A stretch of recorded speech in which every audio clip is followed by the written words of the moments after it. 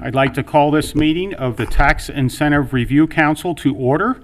It is 6 o'clock in the evening on Tuesday, August 11th, 2020. Mr. Mills, would you please call the roll? Yes, sir. Good evening. Ms. Amy Wells? Mr. Rajagopal? Here. Mr. Unger? Here. Mr. Wallert? Here. Mr. Rhodes? We have 4 members present, and Mr. Rhodes is not in attendance, but hopefully he joins us here soon. Would you please join me for the Pledge of Allegiance? I pledge allegiance to the flag of the United States of America and to the republic for which it stands, one nation, under God, indivisible, with liberty and justice for all. And a moment of meditation. Dear God, please give us the guidance to always make good decisions and always in the best interest of the residents of Colerain Township and beyond. And thank you for the many blessings you continue to bestow upon us. Amen. Amen. Please be seated.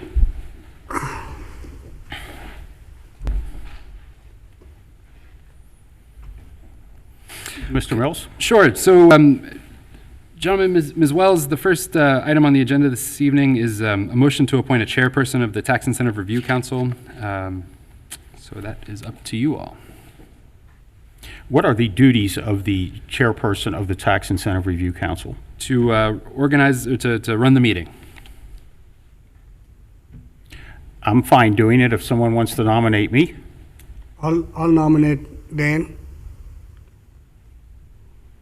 I'll second. It's been motioned, or there's a nomination and a second. Are there any other nominations?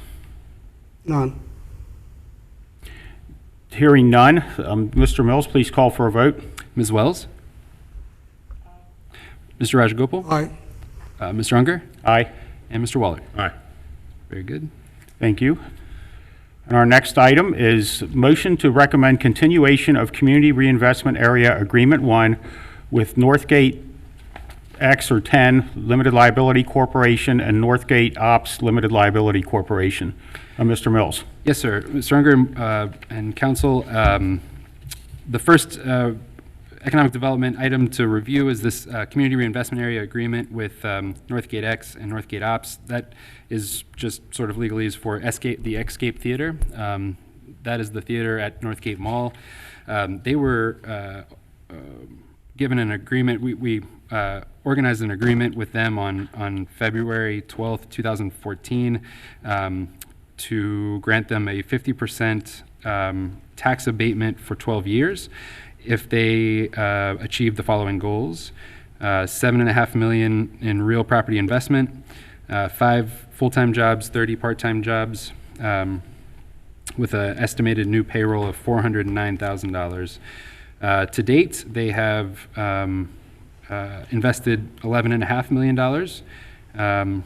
in real property investment. With an additional $4.3 million in personal property investment. They've created 6 full-time and 28 part-time jobs, and the estimated payroll as of 12/31/19 was $373,000 and change. The recommendation is to continue this Community Reinvestment Area Agreement.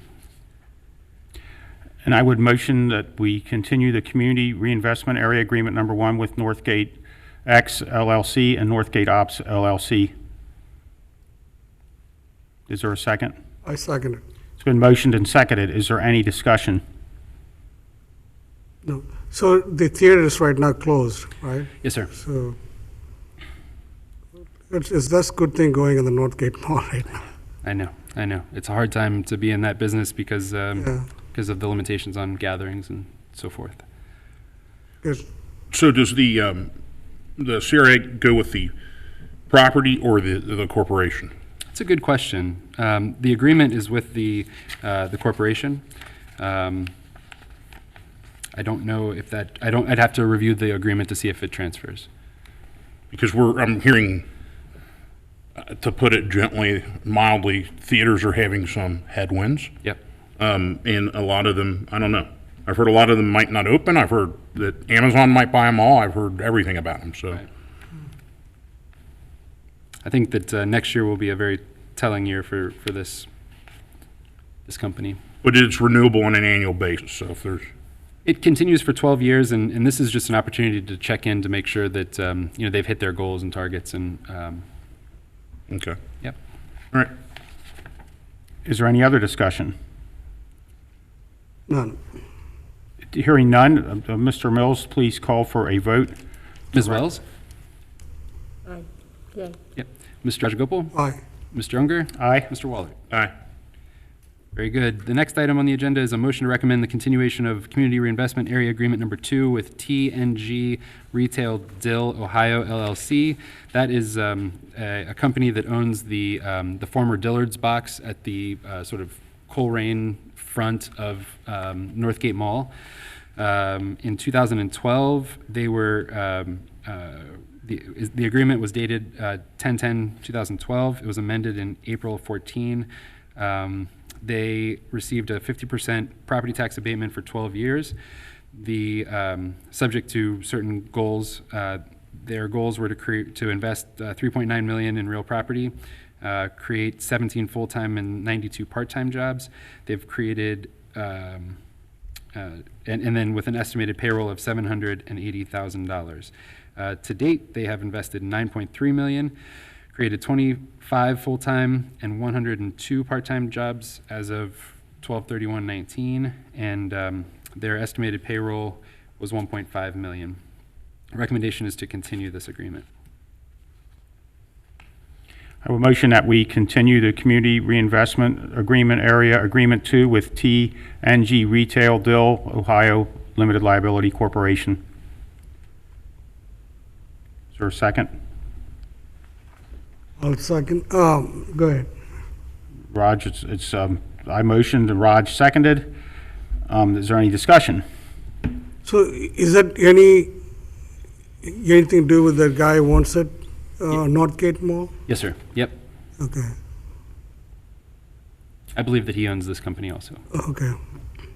I'm sorry, what was the question? The question was, does TNG Retail Dill Ohio LLC, does that have anything to do with the gentleman who owns Northgate Mall? And it's my understanding that it's the same owner. Is there any other discussion? Hearing none, Jeff Mills, please call for a vote. Ms. Wells? Aye. Mr. Rajagopal? Aye. Mr. Unger? Aye. And Mr. Waller? Aye. Very good. The next item on the agenda is a motion to recommend the continuation of Community Reinvestment Area Agreement Number 3, this time with Grospec Skates. They do business as The Place, formerly the Skating Place. This is on Lina, down by Galbraith and Colerain. In 2017, the agreement began in which they received 50% property tax abatement for 8 years. Their targets were 1.5 million in real property investment, 1.1 million in personal property investment. They were to create 4 full-time and 35 part-time jobs, retain 3 full-time, 30 part-time jobs, and generate new payroll of $290,000.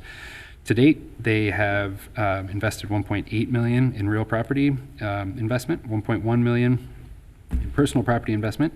They've created 4 full-time and 38 part-time jobs, retained 3 full-time and 30 part-time jobs, and their estimated new payroll is $501,000. The recommendation is to continue the agreement.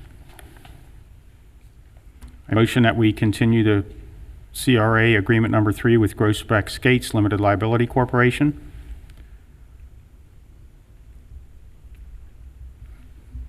I'll second. It's been motioned and seconded. Is there any discussion? I got a question.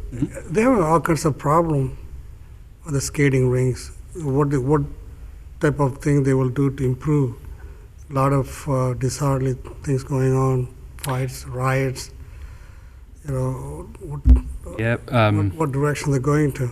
Sure. I know that they have sheriff's details down there, and with COVID, they've really cut back their occupancy, so they don't have nearly as many people as they have in the past. I know that the most recent issue or incident down there was related to the fact that they were only letting in, half as many as they usually do, and there was a line outside. And when the folks who were told that they could not come in were told that, they were upset and their parents weren't there to get them, and so they just sort of moved off the premises and created some issues. So, yeah, I think I think they're doing the best they can. Certainly, we don't like to see unruly teens, but Is there any other discussion? Jeff, this helped them expand, right? Yes. To the arcade or that's right. laser tag or something. Yep, they were primarily, they had video games and stuff before, but this was a major expansion where they added, rock climbing walls and laser tag, all sorts of different entertainment, and it's one of those places in Colerain where you can still, a sort of a family fun center kind of place. There's not many of them left, I was on roller skates there when I was 44, and I fell down. Yeah. I used to take my kid, Yeah. Amy, my daughter, Yeah. her name is Amy. I used to take her there. Lots of great memories. Is there any other discussion? Hearing none, Jeff Mills, please call for a vote. Okay, Ms. Wells, Aye. Mr. Rajagopal, Aye. Mr. Unger, Aye. and Mr. Waller. Aye. Great. The next item on the agenda is a motion to accept the 2019 Annual Status Report Worksheet for Colerain Town Center TIF number 19. Each year, we file these annual status reports with the Ohio Development Services Agency. The 2019 worksheet is attached here, and it just lays out the type of TIF, the exemption, which in this case is it's 100% exemption for 45 years. The property investment, which to date is $23 million. The number of jobs created, which to date is 200 on that site. Let's see, in calendar year 19, there were $37,000 in service payments that were received by the township. Cumulatively, that puts us at $238,000.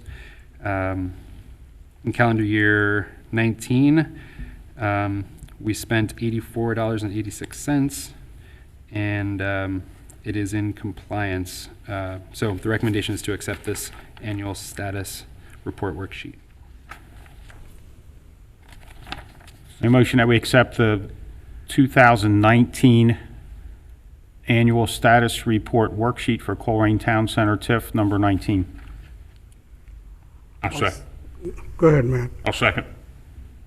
It's been motioned and seconded. Is there any discussion? Jeff, tell me, the new law they're going to pass, Yes. that 25%, something like that, TIF money we can use for township, how much impact it will have? We are working through that right now. As a matter of fact, as the guidelines for the CARES Act become more clear, what we can use the CARES money for, and as we get a better understanding of how SB4, which is the bill that you're referring to, can be used, we're also trying to understand what balances we would calculate that off of. So we're working on it, and I know from a conversation that you and I had, Mr. Rajagopal, that you'd like to have a work session with the Board of Trustees to discuss how those monies are used with the township. And so as soon as we get a real clear understanding of what we can use it for, then we will schedule that work session and Good. get going on it. Because the clock is absolutely ticking. To give you, well, I don't want to get too far afield here, but the county, we still haven't received the agreement that we need with the county in order to spend that money. And according to all the sources that I've seen so far, we have to have it encumbered by October 15th. So, we're 8 weeks out and we still don't have an agreement from the county on what we can use it for. So it's been tough, but it'll be a dead sprint once we get that. Great. Thank you, Jeff. Jeff, you mentioned an amount that we spent there. Was it something around $84? What was that for? Yes. Who knows? No, I do. What is that? Auditor fees. Auditor fees. Okay, for the auditor, Yeah, that's right. who's not here. Right. Just kidding. Okay. Was there any other discussion? I have a question. Yep. Is this the Rumpke? This is, yes. Was there any other discussion? Hearing none, Jeff Mills, please call for a vote. Sure. As well as Nay. Mr. Rajagopal, Aye. Mr. Unger, Aye. and Mr. Waller. Aye. Amy, was that a nay? That was a nay. Okay. All right, the next item is a motion to accept the 2019 Annual Status Report Worksheet for the Kroger TIF number 1606. Same situation here. This is the Kroger TIF. It was a 100% exemption for 20 years. At the time of the legislation, the real property projection was a $15 million investment. It came in at $14.6 million, and that is set to increase more as the outlots on Springdale Road develop. In calendar year 19, this TIF brought in $131,584 in service payments, and that was the cumulative amount so far. That was the first payment that we received in service payments. $132,262 was expended from that line, and that was pursuant to the developer agreement. And we recommend adoption. Motion to accept that Kroger TIF. Yep. I'll second. It's been motioned by Raj and seconded by Matt. Is there any discussion? At the beginning of that Kroger TIF, it seems that that the developer provided to the booster clubs at the school district $25,000 each. Is that correct? Just Correct. because I don't think Matt or Raj knows that. That was part of the original negotiation. Is that, I remember there was something else with the bonds. Were they a little bit late getting started, or? Yes. How's that going, Amy? Are you familiar with? This is all through the township, but Kroger's did agree to keep the district whole for what we were, even though it's 100% exemption, that Kroger keeps the district whole for what we were collecting at the time of the TIF. Okay. Is there any other discussion? None. Hearing none, Jeff Mills, please call for a vote. Sure. Ms. Wells? Aye. Mr. Rajagopal? Aye. Mr. Unger? Aye. Mr. Waller? Aye. Very good. The last item on the agenda this evening, I believe, yes, is a discussion of the 3 community reinvestment areas. Previous boards have created 3 community reinvestment areas that are sort of geographies within which the community reinvestment area abatements could apply in the future as a way of attempting to stimulate development in these areas. So Colerain Township CRA area number 1 is a large part of Northbrook, and the goal there is to stimulate investment. But to date, we haven't done a single project in this area. I think that it's a tool that we could use more of in the future to try to encourage people to invest in their properties there. But I think that this geography might be even a little bit too small. We may want to consider expanding the area to include more of Northbrook in an attempt to drive investment into the neighborhood. Colerain Township CRA number 2 is a large part of the Colerain Avenue corridor on Groesbeck, in Groesbeck. And again, the attempt here is to drive investment into this area. And then CRA area, the Community Reinvestment Area number 3, it includes the former Dillard's, the old Kroger, which is maybe better known as the former Tuesday Morning facility, or the Kabuto restaurant building, and then the movie theater sits in CRA number 3. So I just wanted to share with you that those are the 3 areas that we have on the books right now. As we look to the future, we may want to consider expanding CRA number 1 in conjunction with some marketing efforts to try to get folks to invest in their homes. It's primarily a residential district. So happy to answer any questions. I'm going to ask Amy a question, and I don't know if she knows the answer. The area 2 that is south of, a little bit north, but mostly south of Galbraith Road down to Banning, that extends west all the way to the edge of the Ann Weigel property. What's the current status of that property Amy? What are you guys using that for? Administrative building still, and then we have some special needs units that are in the building, and our alternative So you- passage is in there now. So you still have students in the building, some special needs students in that? And we moved passage. We were renting across from Taylor, and now we moved it to Weigel. So is that building still up and going, and I guess the ball fields are still there, and if it wasn't for COVID, people would be using the recreational area that's between Banning Road and the building? And this does butt right up to the edge of that property, this community reinvestment area. We have been meeting with Jeff and potential investors off and on, so we're open to discussions, but nothing official. Great, and I noticed the first two houses on Burnside are in that, but not the third one. Just as a note of interest there. Is there any other discussion? I think like Jeff mentioned about, we need to focus on Groesbeck area.